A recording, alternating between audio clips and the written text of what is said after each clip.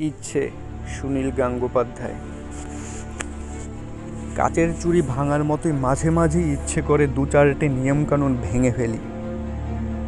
পায়ের তলায় আছড়ে ফেলি মাথার মুকুট।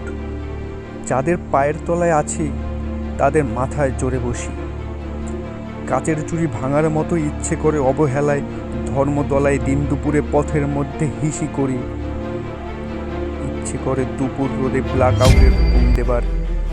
ইচ্ছে করে বিবৃতি দেই ভাওতা মেরে জনসেবার। ইচ্ছে করে ভাওতাবাজ নেতার মুখে চুলকানি দেই।